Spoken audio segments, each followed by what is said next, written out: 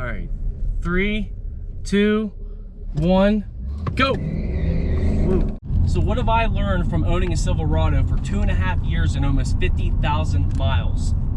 Number one, the engine with its 355 horsepower is plenty of power for a light duty truck. A lot of owners out there aren't hauling a lot of stuff, and it's got plenty of get up, especially compared to the last generation Vortec V8, which was less power and torque. And I own the 2011 Sierra, and I can feel the difference, that's for sure.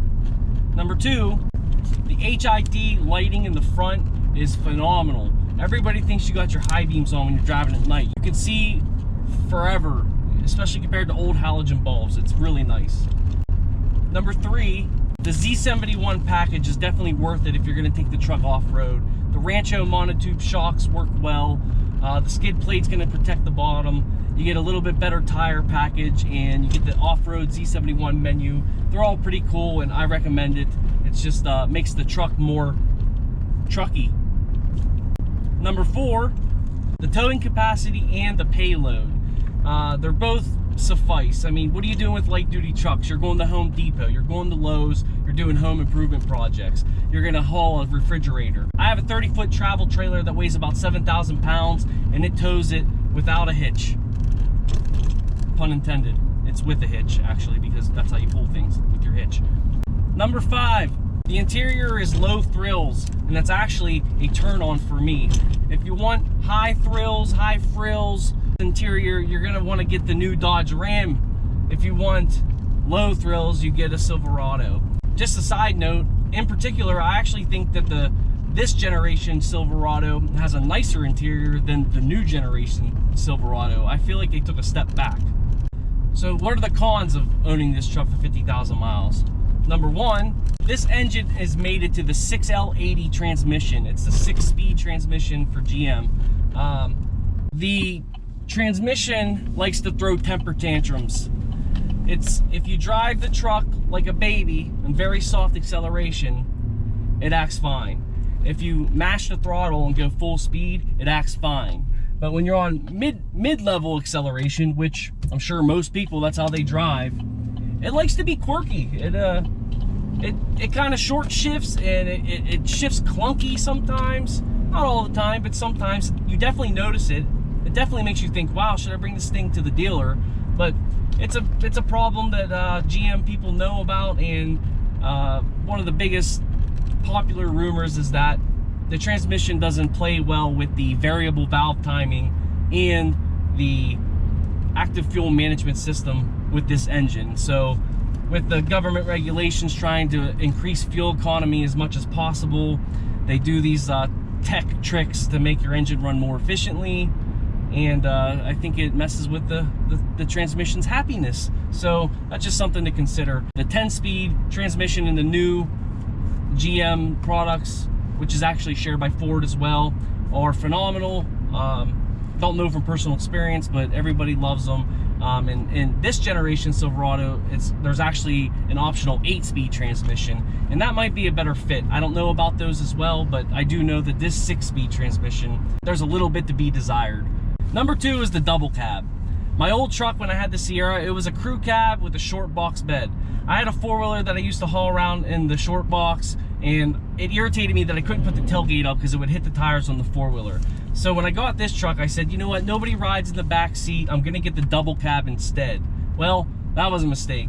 The crew cab, it's nice. It's just, I mean, I don't have a large family, I'm not hauling people around, but for some reason it bugs me that the back seat's so small. I put the four-wheeler in the back of this extended cab truck, and even though I have the bigger standard box, I still can't put the tailgate up, so it doesn't help me.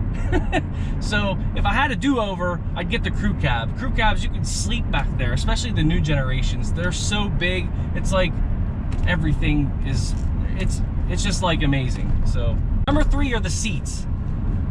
If you sit in a Ford seat for 5 minutes and then you sit in these, you will know that the Ford seating is like a couch, and these seats are like patio furniture. Now, they're comfortable, but like once you get into the Ford seat, you're like, wow. These are generic. So that's something to take into consideration. But they do the job. They do everything they need to do. I find them comfortable. They got lumbar support and all that jazz. So number 4 is the steering wheel, and along with it, the gauge cluster. Anybody have OCD out there? Because if you do, this part is gonna bother you big time. The center gauge cluster and the steering wheel are literally off center to the seating position. I didn't know this when I bought it, but now that I know that, it's very irritating. So if you draw a line down the center of the steering wheel, it will hit your right thigh. If you sit right in the middle and you stare at the gauge cluster, it's like over here. Not that dramatic, of course, but everything's shifted to the right.